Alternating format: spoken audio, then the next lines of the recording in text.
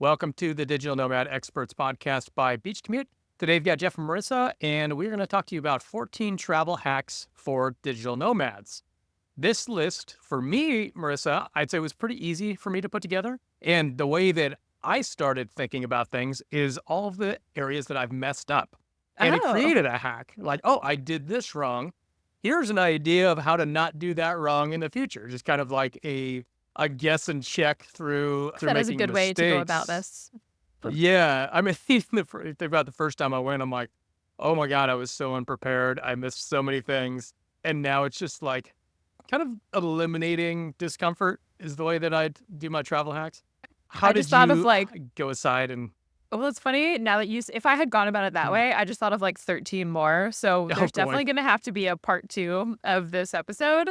You'll have to write yeah, us and let us know if you like it. That was not how I thought about it, but definitely could have because we've both made some mistakes in our travels for sure.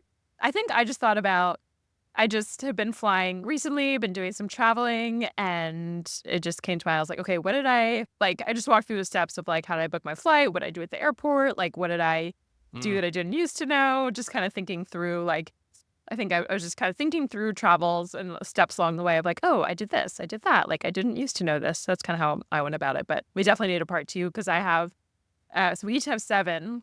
I had like 10 more I had to eliminate, or this episode would have been like 2 hours. So part two, part three, we've got lots of travel hacks for you, but these were kind of like the first ones that came to my mind. And I also love these episodes. So for reference, I wrote down 7. Jeff wrote down his 7. We don't know what each other's are, and I always love these episodes because I'm always like they surprise me. I never know what you're gonna say. They always remind me of things that I hadn't thought of. So I think it's and we'll see if any of them overlap. Or if you know some that I don't. We've each been traveling for a long time, but there's always new travel hacks to be had. And I've got a feeling that yours, I'm going to make a wild guess. yeah. Yours involves a hoodie. Yes. No hoodies. No hoodies on the list, Oh, but it should. oh, I'm going to add that to part 2. Making a note okay. now. Mine are Yeah, I no mean, you know what? clothing. No clothing involved right now. I No, didn't even go that route. That huh. can be part 2. I kind of lean more into the airline type Me stuff, like too. the Me actual too. travel part. I feel like Yeah. most of the hacks lie in there.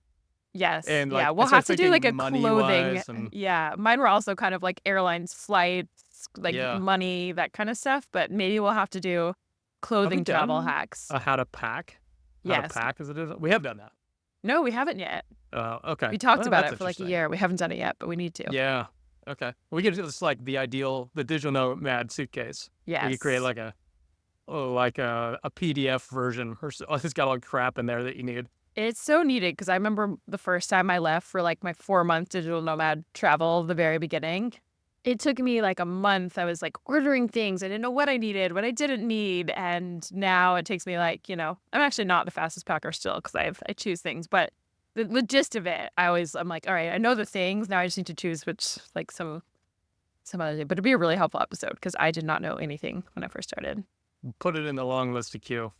Yes. All right. Well, do you want to kick it off as your number 1? Yeah, I'm gonna try to pick one that surprises you a little bit because I've never talked about it before, Oh, and it's one of those ones that you wouldn't really think of until you like screw it me up. personally or someone Anybody, listening? I think. I Okay. think probably anybody and me.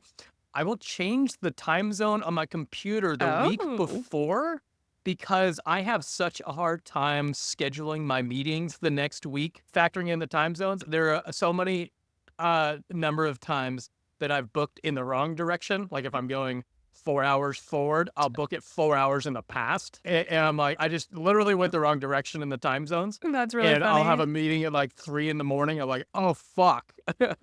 Alert goes off on my phone. And I'm like, oh, no, this looks so bad. So, yeah, I mean, if you're not an idiot, I guess you don't need this hack. But like, I For the am. Jeffs of the world. If you fit into that broad bucket, then yeah, maybe change your time zone. That's really funny. I wonder if people even know you can choose. So, like that little time on the top right of your laptop, you can choose what time zone. Like it usually updates automatically depending on where you are, but you can choose it to a different time. So, this was absolutely not on my list. But if I were to write this, I actually would have said the opposite.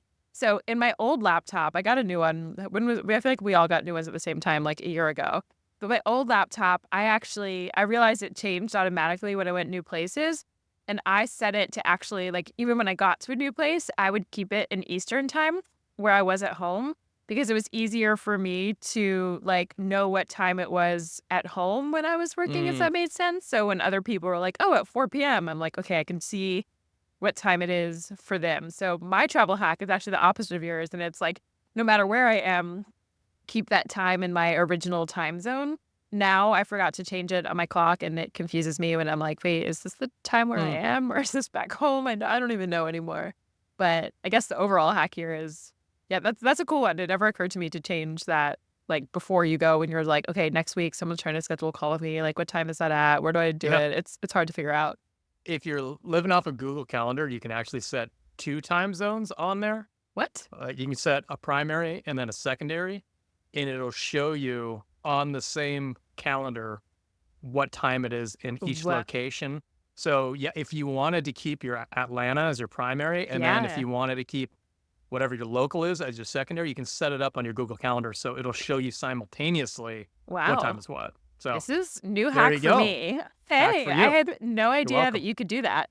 That's crazy. And I will also say if you're someone who has if you're working for a company, you don't really have control over your meetings and hours, I think Jeff's hack is really helpful, but also to think through when am I scheduling coaching calls or one-on-one calls and I know, okay, I'm like, okay, next week I'm traveling from like Thailand to the Philippines, like I don't know what time it's going to be there.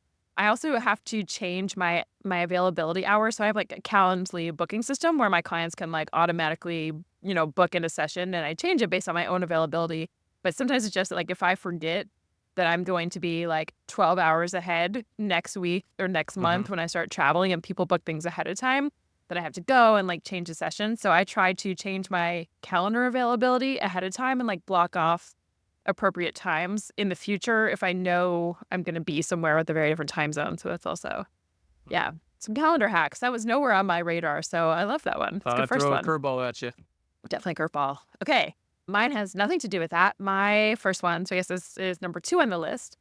I'm curious, actually, Jeff, if you do this. I almost like this is like a secret. Like I almost want to gatekeep for myself because I'm like, if everyone Yeah. starts doing this, it won't be available to me. But hopefully, I'll probably not be on a flight with our listeners. So here we go for this one. Mine is when you're on a flight. So let's say you have an assigned seat, or maybe you didn't pay for a seat because it's like $100 more and you don't really care, or you just took like a last minute seat that you don't love on a flight. I'm talking. When you get to the gate, sometimes I do it right before, like as everybody's already boarding, I'll go up to the gate attendant and ask if they have any either exit seats, what we call bulkhead seats, which is like that kind of like the first row Oh, with like more leg yeah. room, like The right when you emergency board. road seat, yeah. Or emergency row. Yeah, they're little Oh, bulkhead yeah. is the one Same that's, thing, yeah, yeah. Okay. it's, like, kind of, like, It's right got the behind first wall. class, but in the front, it's Yeah, got that wall, but has yeah, more uh-huh. we call poor man's first class, which is a 3 seats to yourself so that you can lie down, especially if it's a Mhm. long overnight flight, and oftentimes, they will not, like, have these available to book or they cost more, so not everybody books them, and if they don't sell them, they're usually just available and sitting there. So if you go up to the gate attendant who's, like, checking people in, if you Mm. go up last minute and you're just like literally like, a third of the flight might already be boarding and I'm just, Uh, "Hey, do you have any exit seats?" I did this on the way home from Costa Rica just now, and I said like, "Hey, do you have any exit row seats available?" And she's like, "Yeah, sure." So I had not only an exit row, but it was a whole entire row to myself, and the plane was mostly full, and I just asked last minute, you wow. just be really nice and just be like, "Hey, just curious, like, do you have anything?" Especially Yeah. if you're traveling by yourself. Sometimes if it's 2 people, you also can. But anyway, they'll often for free just give you like a great seat that nobody's booked and they don't care at that point because no one's going to pay for it. So you have to kind of wait till the last minute, but you can often get it. So yeah, have you ever done that?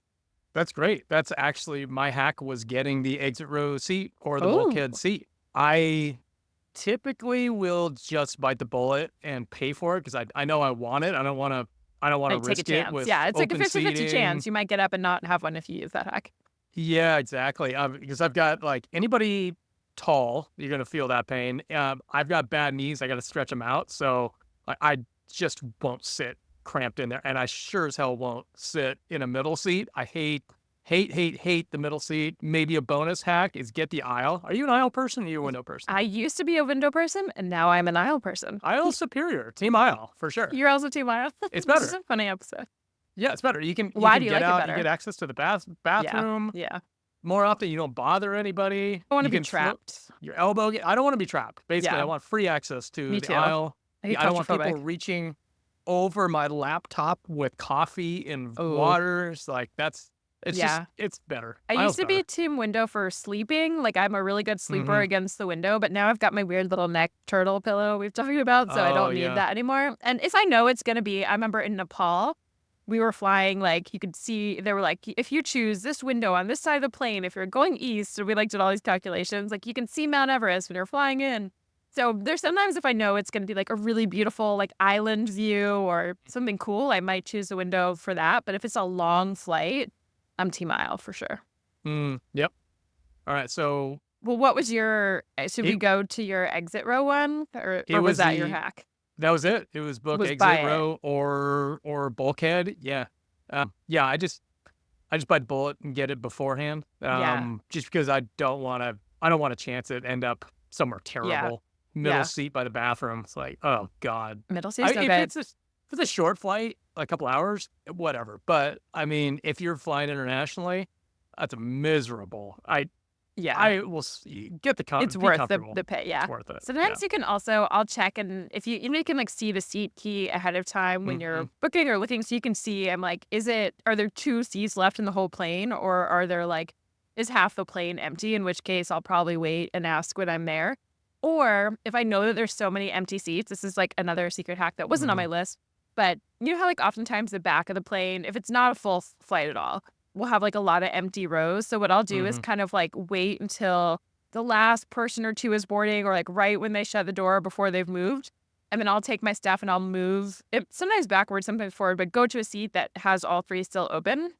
And I Hmm. like to sit in the middle of that one because I'm like, worst case, I can always go back to my aisle seat. But best case, like if I'm sitting in the middle, like nobody's going to come join me on either side. But if you go to like an aisle hoping that Probably no one thinking, will who's join this you, psychopath sitting alone in the psycho, I'm middle? just like, let me just hold down this middle seat and like just Yeah. look like nobody wants to sit next to me, please.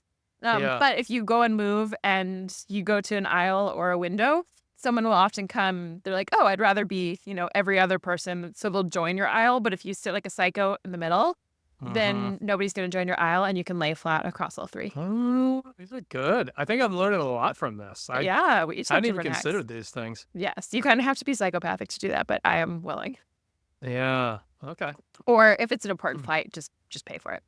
Yes. And this is also, Jeff did an interview a couple episodes back with someone who is an expert in like point hacking and getting first class seats and doing all that. So take back a look at that one because we're like the opposite of like, we don't know points. We don't know whatever. These are just like other simple travel hacks. It's just like a regular human who It's doesn't kind know of those. his easy, like, don't want to figure out points at all Yeah. system is just use Yeah. pointsyeah.com and that will show you like where you would transfer points from to what, how many, and what kind of, you can sort it by what kind of seat you want to get. It Yeah. kind of takes out all of that guessing of where and how to transfer points and which cards to open. It just gives you like a real quick and dirty, this is what it looks like kind of thing. Yeah. So I'm still not going to learn any of that stuff that he Nope. talked about. I want Don't to, want but I don't to. have the patience or time. Yeah. So just use that. Yes. So if you were like us and you're not an expert Hmm. points hacker, these are the tricks for you. Also, I feel like I just gave like 3 additional ones all in that one that I didn't even think about at that time. Okay, so technically now are we at number 4? This is mine. I don't know. We just went through like a bunch of bonus ones. Yeah, I think technically we're on 4. Yes. Official 4, that was like 5 Official other 4. bonus ones. Sit like a Yeah. psychopath in the middle. That was not on my list, but I would add it gladly, uh-huh. powerfully now. Okay.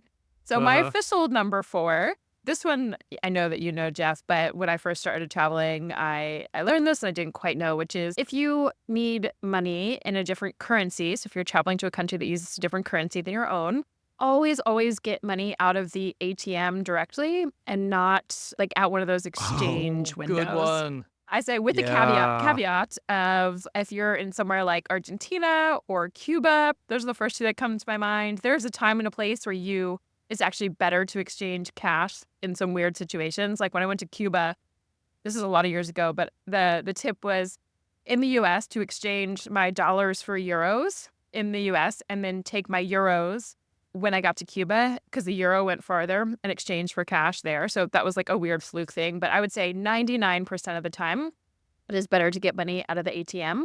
directly. So I use a Charles Schwab card. There's a couple, most of my travel friends, I would say, use a Charles Schwab debit card. I think this might, I don't know if you can get this if you're not a US resident, but it doesn't, it basically refunds you any ATM fees. So I know a lot of people are hesitant because you might be charged like $2 every $5, whatever it is, every time you draw money out of an ATM.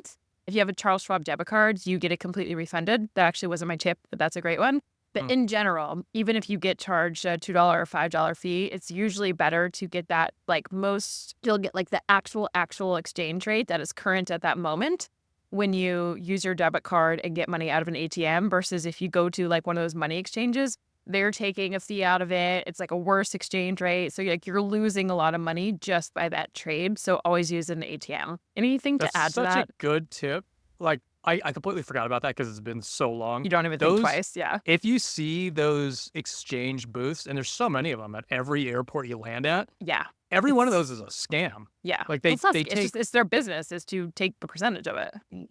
and the exchange rate is not Bad. what the actual exchange rate is. So No. it's like a double scam. Yeah. It's so wild. Just use an ATM. Like the Yeah. only thing you have to pay for there is the ATM fee, which I don't know. The most you'll ever pay is like $5 to $10 or something. Whereas Where if do you pull out you a bunch lose of that cash, anyway? Yeah. you're losing up to like Yeah. who knows however much you're pulling out. It's a ton. Yeah. It's me. I think really good when one. I have been carrying around, I have probably like 5 different currencies I keep in my little passport holder that I just forgot to, or like didn't use when I was leaving. So it was like Cambodian money, Oh, Nepal money, take a Sri look. Lanka money. And I was in France this summer and I was like, I just always forget to say, yeah, I've got I thought you were like judging me for Mexico. having it.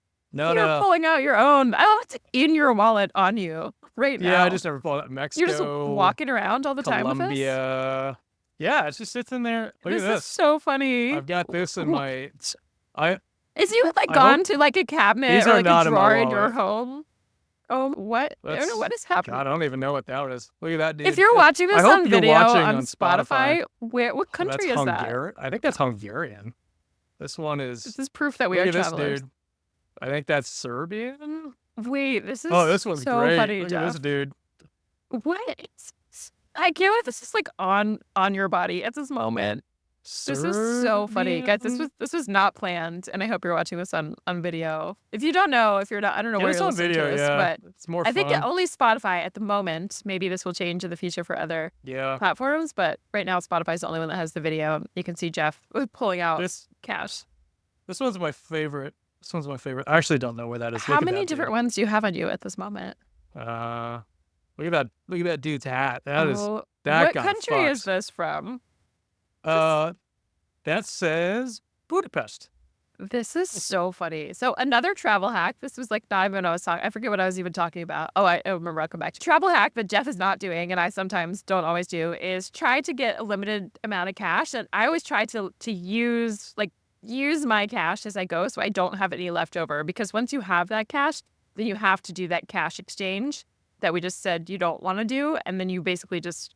Like, it's almost better just to spend that money in an airport on snacks or like a random gear because you're going to get nothing for it later anyway. So I try, like, I know how much cash I have and I'm like, I could pay for a card, but I know I'm leaving tomorrow and I need to get rid of $100. So I'm going to pay for this restaurant or like save this much for my transportation there or something. So that is definitely a hack. But I was going to say, Jeff, Put my money when you away. go to the airport next, I think you're going tomorrow, take that. And see, like, if it's, well, I guess if you know you're going back to Mexico or something, I do keep some of those currencies. But when I was in France, I took, like, all of the random currencies I had. I was like, I'm just going to give it to them and see, like, even if I get back $2, like, I'm probably not going back to Cambodia in the next couple of years. So perfect. And I feel like they were like, this is worth $60. This is worth $20. This is whatever. And they're like, okay, after our fees, you get, like, $2.50 back. And I was like, what? I was like, give me this. Like, I'd rather keep this to have it look pretty than give you this. I don't know. Yeah, they're mementos. Better than. I'll give it to my nephew because he likes little currencies. But anyway, all of it to say, try to go through your cash so you don't have 500 currencies on you like Jeff that you'll never be able to use. And use. I don't like to use cash when I travel for this reason. So as much as I can, I use my credit cards. But in certain countries, you need some cash. But a lot of countries I go to, I don't even pull out any cash. Like almost everything you can use a credit card. So I do try to do that when possible. Yeah, that's a great one. Okay.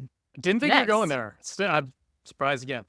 Yes. And some Next one, bonus me, number tips. 5. Yes, number 5 for you. Number 5 is probably my favorite on the list, and that is getting priority pass Mm, through your. You can do it through a lot of things. I get it through my Chase card. Do you use a Chase same. card too? With a Oh, Chase, you said do I? I thought you yeah, said yes. I also have the a dark priority color. pass through my Chase card, my Chase Yeah. credit Okay. card. So priority pass And this is a great one. is, This is not on my list, but it should be. So go for it. yeah, it should be on everybody's list. It is Yes. lounge access at airports. So those of you who haven't gone to a lounge in an airport, a lounge is like a nicer waiting area. Typically, they've got food and For drink free. and for free. And the range of the quality of these lounges is wild. Some are absolutely fucking incredible with like chefs there, multiple kitchens. I'm thinking of the Istanbul airport. It's the Just most, wild. yeah, It's like a amazing. city up there. I mean, Yeah, I got lounge access. Qatar is like that. It's like I've heard that. Yeah. Dubai, Oman. Yeah, some of those Yeah. like the Middle Eastern Some ones are amazing. some are really just like, I don't know, pre-made sandwiches, rubbery eggs, and whatever. No matter what the situation is, It's it's still better. better Yeah. than not free food and waiting in the uncomfortable chairs next to your gate. It's always going to be better. There's going to be somewhere to work, more comfortable chairs, Free usually Wi-Fi, almost always food, free Wi-Fi. Yeah, and showers sometimes, little on sometimes showers. Yeah, layover. I I had have showered in many a lounge. in Istanbul. I had that little hotel room where I slept for like 3 hours. Place. Great napping place. Yeah, I mean, and when you get the Chase card, you pay the fee for the Chase card, but Priority Pass comes with it for nothing extra. It's an absolute no-brainer. I Yeah. haven't paid for food in an airport. Oh, and if they don't have a Priority Pass lounge, because it doesn't apply to every lounge that you see in the airports, just certain ones that like participate in the plan. A lot of times they will give you a food credit for specific restaurants within the terminal that you're at, and it's like $28 per person for 2 people. So Yeah, you get like you a guest for you free. get a guest. You can bring a guest in with you to the lounge if there is one. If not, you get $28 per person for food. So, I mean, I've gotten my money back in lounges. Yeah. Absolutely. Just in the beer I've drunk in these lounges, I've gotten my money back. That was so no-brainer. Yeah, it's just like comfortable. It's better waiting time. Like you said, it's I don't know. There's Wi-Fi. You can work. There's tables. It's like comfortable padded seats. Sometimes there's like massages. The I think about airport food too. If you get like even a bad meal at like I don't know, so whatever little chain, it's going to be like $25 and you're getting it for free. So if you even travel a couple times a year, for reference, the Chase card, Jeff and I both use it. I would say like 99% of our Nomad friends from the US use a Chase Reserve or Chase Preferred. I have used both and you get a priority pass for free. But I'd say almost all, like any of our travel friends, you'll see like we all have the same card.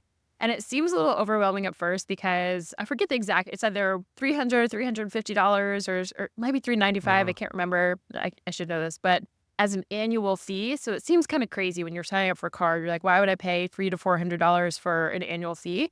They credit you back $300 on travel. So when you book a flight, an Uber, anything that's travel related, as you do that, it'll reimburse you up to $300. So then it's basically like a $95 fee, let's call it. And then if you use a lounge 3 times, 4 times, and then you get like better points and travel stuff as well. It is so worth it just to get that priority access. Right now, they also refund you when you get global entry. That's kind of like US specific. So that's $100 worth. So there's just so many benefits. You more than make up for the cost of that immediately. We are not sponsored by Chase. We should be. We also, but we love it. Everyone uses it. So if you're a traveler, if you're from the US, it is definitely worth it just to get. And you can also buy Priority Pass. I actually don't know the cost of it directly, but you get it for free with your Chase card. Yeah, that's just no-brainer. Just get the card. Yes. So anyway, yeah, I think that the hack there is Priority Pass with lounges, and you get it for free with your Chase card. Okay. Oh, yeah, Priority Pass is $329 per year. Like, yeah. Exactly. See, you get that for free, and it's so worth it. As Jeff said, like the lounges, they're so different. Like if you have like I've had 5-hour layovers, in the middle of a 24-hour journey, and taking a shower in a lounge in this like beautiful Middle Eastern place. It's like the best feeling ever. And even just on the way back from Costa Rica, they have this like tiny little lounge. It's not fantastic, but it was still like I got some food, I got a drink, I did a little bit of emails, I had Wi-Fi. It was like a comfortable place before I got on my flight. So it's Yes. Yes, yes, yes. All yeses. Okay. So we're on number 6 now. This one we have mentioned from time to time in various episodes. So I know you know this one, but I'm going to say it here in case maybe you're new to listening to this podcast. Okay. This one is negotiate your pricing or your cost with Airbnb. So a lot of people think that Airbnb is kind of like a price of a store, a hotel price, that like whatever is listed, that is it. You can choose it or not. But Airbnbs, you can actually negotiate. They're just individual people who might say, yes, I would rather book this for $50 less a night than to not have anybody there. So those rates are negotiable. And basically, you can just message back and forth with the host. So instead of just going on and booking, you send a message to the host, and you might, especially if you're doing last minute travel, which Jeff and I like to do. So let's say you're trying to book a place in Mexico 2 days from now, or Turkey, or Sri Lanka, or anywhere you want to go, and you don't have a place yet. I would message them and say, hey, your place is open the next 2 weeks. Would you be open to, let's say it's $500 for 2 weeks. Would you be open to doing it for $350? Like, make up these prices, right? And they can say no. They can say yes. Maybe they'll say no, but I'll do it for $400. So you can go back and forth with them and get a different price. So sometimes they'll say no, and that's okay. Then you can choose to book it at the normal rate or not. But I just want you to know, as a travel hack, that Airbnb prices are negotiable. That was mine too. Oh, you have it on there. Yeah. We have one Yeah, overlapping. that's a great one. It's also so unknown. Everybody just thinks it's like a firm price, like you're going to a Yeah. grocery store and you can't negotiate it. You can 100% negotiate it. And you can leverage different time, like, hey, I'll book it for this amount of time. And it costs a lot more to a host to have their place vacant than it does to drop the price a little bit. Yeah. So keep that in mind. Like, they Yeah. want that more than they want to have any in between. Like, if they book a day or at a time, they have to clean it, and the place is empty for a day. It's like, it's better for them. Yeah, and So especially if you you're lost good staying luck. for like a month or 3 weeks, you can say, hey, I see this is your price. I'm going to be here for 3 weeks. Like, it's really helpful for them to have that booked for that time. So you can usually, Mhm. before you go to your next one, if you are getting value out of this episode, if you've listened to our podcast in the past, or maybe this is your first one, and these travel hacks are very helpful to you, if you could just pick up your phone while you're listening and give a little 5-star rating, review, it really helps the podcast to grow for people when they find it, to see that it's a legitimate podcast. So the more stars we have, the more that we can give you good value and continue doing this for you. So we would be so grateful for that. And with that, Jeff, so I guess that was your number 7 then? Yeah, that was my number 7. And now we're skipped my number 7. So do you want to do another one, or should I go to my next one? Let me do another one. Okay. I think it's a no-brainer. I think you've got it. Carry-on luggage. That didn't make my cut for this one. That was going to be in my part 2. So I'm glad. All right. Okay. Break it down. Yeah, carry-on luggage. Benefits to that, many. One is cost. When you check a bag, I think almost all the time, depending on like the airline, you have to pay extra. Carry-on luggage, you don't have to pay extra. That's huge benefit, number 1. Number 2, lost luggage sucks. I've had lost luggage, and it is awful. I lost my luggage going to, laying over in Philadelphia to Amsterdam. They Oof. lost it in Philadelphia in winter, going to Amsterdam. Oof. Had to buy winter clothes in Amsterdam. And then coming back from Amsterdam, they lost it at my layover in Philadelphia again. 2 for 2, Really? 100% hit rate. Was that Incredible. the time where like every bag was being lost? It was like 2 summers ago. No, this was, I remember that. It was like a weird, There was a time where just like Yeah. everybody's bags. Everybody's- There's something going on with the airlines. that's that. Everybody lost their Yeah, bags. it's like, don't take a bag. No, this is back in it's like 22. This was years and years ago. What's so, 2 years ago? And that was happening to No, everybody. 2020. No, I was 22. So this was like Oh, when 17 you were years 20, I thought you said ago. 2022, and I was like, yes, that was No. it. I remember You this were was a big 22 years phenomenon. old. Everyone was writing about it. It was everywhere. It was like, Yeah. everybody's losing their bag. Yeah, okay, so you won't lose your bag. It's way faster. Getting to the airport, you have to get there early to check your bag, and you have to wait through the line. Lines suck. I hate lines. Don't have to wait through a line. And then again, unloading your baggage, you don't have to wait for your bag to unload. You just grab your stuff, look like a pro, and just wheel your way out there, and you're done. It's just so much faster, cheaper, less risk. I guess the only downside is you don't have to pack as much stuff, but guess what? You don't need that much stuff when you're a digital nomad. I've got 6 awesome shirts that I love, 2 pairs of pants, 3 pairs of shorts, and then all my electronics. That's it. That's all you need. Everything else you I can have a figure out. lot more than Jeff, but I also put it in a carry-on too. Yeah, well, you got to fit a hoodie. You got to fit there's some extra shampoo. Do you Girls pack need shampoo? more different like Yeah. shirts and tops and things. I feel like it's so much easier as a male to pack. You need more. I mean, Yeah, yes, yeah. yeah, You're but gonna look for more variety. People don't expect guys to have quite as much variety. It's like, oh, exactly. cool. It's his sixth shirt he's wearing today. That's Yeah, you great. wear the same shirt to the gym, to dinner, to go out. For us, it's like I need this tank top here, like this Yeah, going out shirt here, like this shirt for the gym. a little easier for a guy. But Yes, yeah, but that's my it's so recommendation. possible. Keep it as simple as possible. Yes, I echo everything you said for all the reasons. Time saved, money saved, just like when you get in between places, it's easier, all the things. So yes, I am fully with you there. And it was farther down my list, but absolutely on there too. Okay, so next up here, I don't even know what number we're at. Number 8, maybe? Somewhere 8, 9-ish. Oh, we skipped my 7. Yeah, got we skipped, we so I had a went to 8, joint. and now you're at 9. Okay. So this probably, I would guess if you're listening, you probably don't know this one. Jeff, I know that you actually, I think you do know this one, but a lot of even Nomad friends don't. So when you are traveling, if you have a one-way ticket, sometimes airlines will not let you on the flight when they're checking you in because you need to have proof that you are going to leave that country at some point, that you are not just trying to sneak into the country and stay there forever. So I did not know this when I first started traveling. Then I booked my first ever one-way flight to, Indonesia, and I was just going to travel through 4 months in Asia, and I didn't know when I was coming back. I didn't know what country I was coming back for, so I just booked a one-way flight. And it turns out you can't do that, or you have to have proof that you are leaving. So a lot of people will say, I read when I first started traveling, they were like, oh, when right before you go, just book a lot of airlines have 20, you can book a flight and cancel within 24 hours. So that is a way to do it. You can book a real ticket, and then as soon as you get through security, you can cancel it. Or when you land 4 hours later and you're back to your laptop, whatever, you can cancel that within 24 hours. However, there are a lot of websites, and if you just Google, I've used all different ones, but if you go to fake, I always feel like not an integrity saying this, but also I feel like it doesn't matter. But you go to look for just Google fake.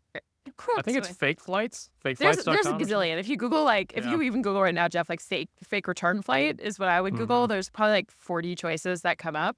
They used to be free. You could just do it for free, and you basically say you just choose that country you're going to, and make up a return. Within the window that you're allowed to be there, you just choose a little return date. You choose an airline and a time, and it will just create a fake ticket for you that looks like it has the real airline number and all of that. Now, I feel like they all colluded together, and now they all cost somewhere around $12. Still worth it potentially, rather than booking a $300 flight from somewhere. My tip for you here, besides just doing that, book a fake one. A lot of people, we have a lot of friends who are good with Photoshop and things like that. They'll just have a ticket that everywhere they go, you just have to remember to do it before you leave for the airport. You just change the airline, and you change the location to where you're going from, then make up the time and check a flight number and put it in. So a lot of people will just Photoshop a fake one. The bonus tip for this one is do it with an airline. So let's say you're flying, I don't know, United. You want to make sure that your quote return ticket isn't also with United, because they can look in their system and see if that flight is real. Versus if you were I'm flying with AirAsia when I leave, they can't see that system, that airline's ticketing system. So they don't know, they can't prove if it's real or not. So do make sure you have basically some sort of proof of return. And the hack is that there's a lot of websites where you can do it for $5, $12, or just take an old email confirmation or ticket and change that yourself. You're going to pay for a flight eventually. It's just as Nomads.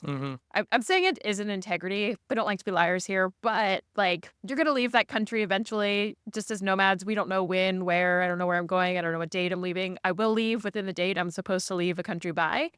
But yes, you can make a fake return flight. So you may not know you even needed it, or that it was possible to do that. There's a few airlines too where you can book a flight and then hold it, reserve it. Cope Airlines, True. you can just reserve it for 24 hours, and it gives you an airline receipt with your seat number and everything, and you don't have to pay anything, and it's good for 24 hours. Print that thing out, show them that, and that's just as good. It's got the airline number on it, it's got the seat number, your name. Ooh, that's a good one. Yeah, and they're not checking. A few. What'd you say? There's just a few. I don't know how many are doing that at the Yeah. moment, Some though. you can It's pay to not hold it for like if you yeah, see a flight five price, you bucks or could something, pay yeah. 5, 10, $20.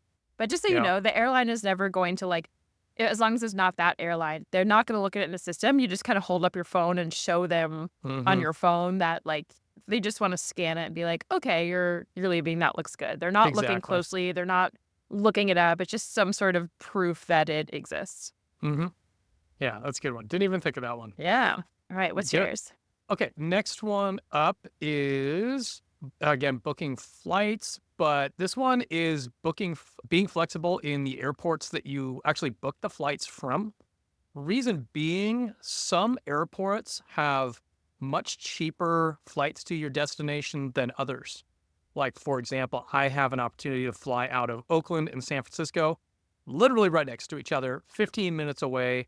I could book one out of Oakland and it could be 25% cheaper than booking out of SFO. And it's, exactly the same difference to me. Also, with this, it's kind of like a double hack. Some of these airports will have direct flights to places, and some of them won't have direct flights to places. And my recommendation is always direct flights. Connections suck. They Mhm. can be lengthy. It could be one of those really tight ones where they actually expect you to sprint from one end of the airport to the other.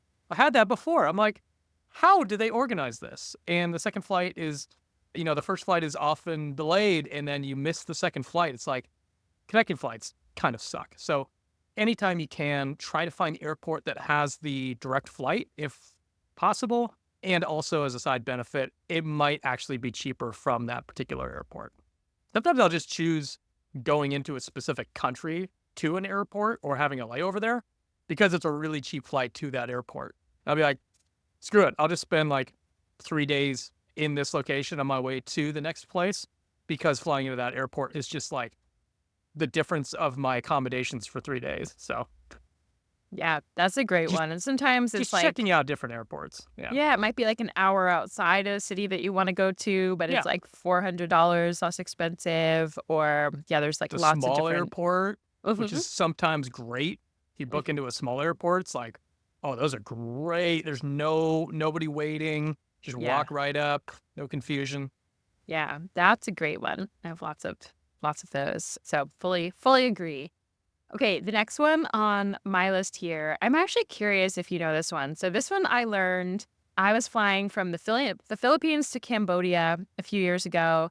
And this is actually one where this is before I knew my middle seat hack to reserve a whole seat by Mhm. myself. There was 3 seats. I was sitting in the aisle and someone came last minute and like moved into the window aisle next to me. And I was like, God damn it. But he Mm. taught me as we were leaving he was like, "Okay, when we get to customs line," he was like, "Go to the one all the way on the end, and it's gonna be faster because they'll usually open more." So when a lot of flights come through, let's say there's like okay, so well, the hack is go to the one on the end, but not like the end next to a wall, but if there's like let's say there's 3 or 4 open kind of like in the middle, you wanna go to but like when you're going through customs, so you get there and you have to go Mhm. where you're gonna give them your passport and stuff, go to the one that's like on the end, but still has not open ones. There's usually like 4 or 5 or 6 or 10 more like of those Mhm. little windows with nobody in them because when a big rush comes, a lot of times they will put more people into those little booths and open up more. So if you're on the end, as soon as they open the next one, you can like slide right in. Oh, It's a weird one. It's like a very that's and clever. it almost always happens. Like since that, I was like, Wow. there's no way, like, okay, yeah, maybe you'll luck out every now and then, but every Yeah. time I do it, and I feel Huh. like 80% of the time, I would say, another booth opens and I'm the first one like to go in that line. So you can skip and save a whole lot of time. So it's a weird Oh, one that's because great. sometimes you wait in that line and it's a little bit longer or they Mhm. don't open one, you're just like, "Okay," like, lost out, but it's, like, a little bit of a gamble, but they almost Yeah. always put more people in those booths when it's worth it and there's a long line. If there's, like, 2 people anyway, it's like, whatever. But, yeah, you can always, like and then you're the first to, like, hop into those next ones. So it's That's a good. very sneaky one, a very, Didn't like, know that. That's the great. expert level that I feel like I learned in my very That's a tier 6 one. Tier Yeah. 6, yeah, my very early Nomad days, and he was like a well-seasoned like, he was like a Yeah. businessman who traveled a lot in the Philippines, and I was like, "Great," like, but it's worked for Yeah. years, so, yeah, that's We my should travel tip get there. business travelers, they know every single Mhm. hack. And they're the ones that if you see somebody in a suit in front of you and Do you're what they trying to do. choose which line to go into for going through immigrations or like a security, get behind the person in the suit. They are so fast. Avoid the family. Get get in front. The family. It's the first time they've ever been to an airport or been outside. Getting behind the Not business necessarily person, true, but they will be slower. 100% true. It's so slow. Maybe not their Get first time, but definitely slower. get behind the suit. They're so fast. Yes.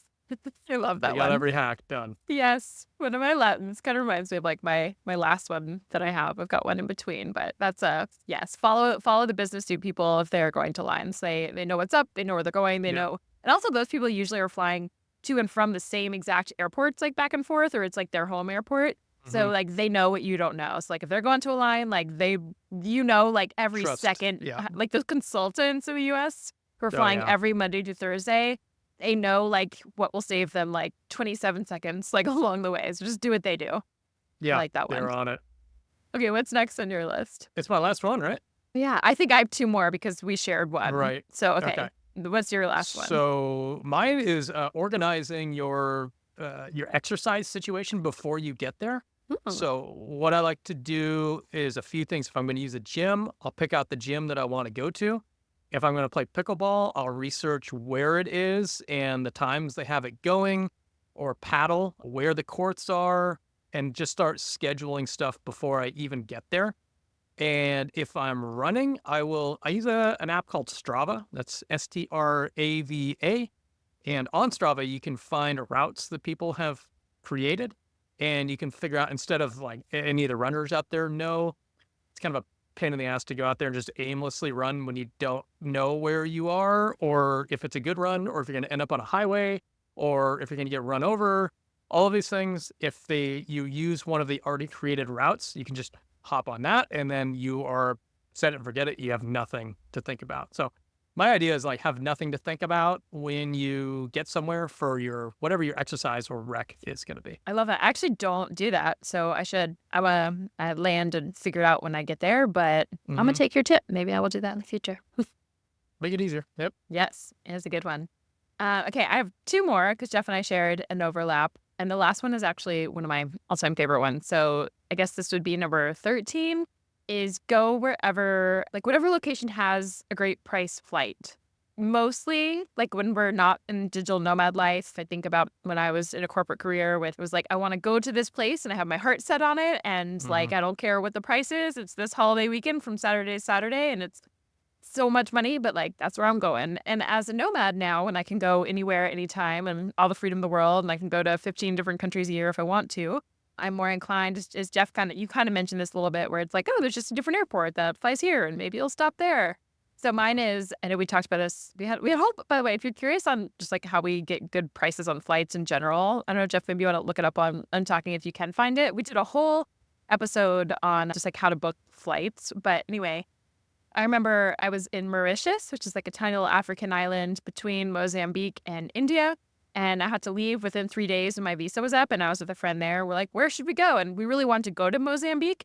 But for whatever reason, the prices, both of the flights and the accommodation, it was also during kind of COVID-ish time. And it was just like, didn't work. The prices, it was like $1,800 for a flight or something crazy. We're like, all right, this doesn't make sense. But the cheapest flight that we could find of a place we also kind of wanted to go from Mauritius, it was a $400 flight to Namibia. So we flew there, got some friends to meet us. And it was like one of the most epic vacations, places, experiences that I've had, all because it was just like, all right, the price makes sense to go there. Why not? So it's kind of a fun way just to go to places you might not otherwise go to or plan to go or think about going. But if you see a good flight deal, you can kind of just plan your travel around like, okay, like it's $200 to fly to India, why not? Like, let's go, So I don't know. That was one is kind of go book your flights according to where just like what location is calling you for price. Yeah, this was actually exactly a year ago, November 13th, 2023. Oh, that's funny. 11 ways to find cheap flights as a digital nomad. That is episode 121. Perfect. Yeah. So check that one out. If you like these travel hacks, that one was like all of these, but only specifically for booking flights. So that was number 13. And then last on my list, number 14. I'm curious if you do this, Jeff. I don't know if you think about it consciously, but I'm sure that you do it intuitively. is to eat where the locals eat. So if you think about restaurants, if you land somewhere as a tourist, you've probably like looked up on the list of like best restaurants in Tulum or best restaurants in wherever you are. I remember I learned this from a traveler when I was in Morocco, and we were looking online and like, it's like there's these rated places, here's these blogs, but we were just like kind of walking around the streets, and we walked around this corner. It was this tiny little side street, and we saw there was a line of local Moroccans, just like not even 10, but maybe like 10 people in line in this tiny little hole in the wall. And he was like a more advanced traveler than me at that time. I was like fairly newer to travel. And he was like, this is where we want to go. Like, this is where all the locals are eating. Like, there's a reason. They know. They're not looking at like top whatever. Like, they actually just know. So a lot of times it takes like, you can ask around, if you're staying at a hotel, or ask a taxi driver or someone, your ride from the airport. But one of the best ways to do it, especially if you're in a city that's kind of like walkable, it's just as you're walking around, as you're going, like, don't go stand in the line where there's like 50 tourists. Go stand in the line where there are like 10 local people, or it looks like it's when it's crowded with all locals in a restaurant. That's to me like, this is where I want to go, because it's usually better price and better food, like better street food, better local food, and it's not like priced for tourists. So that's my last one here is eat where the locals eat, and you can tell by looking if it's full of local people or a line of local people.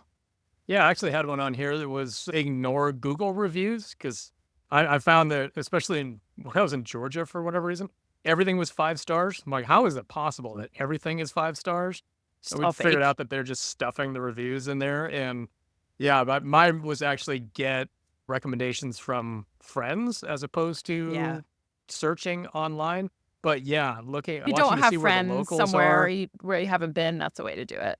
I think it's always better to, yeah, exactly. See where the locals are going. That's a great one. Yeah.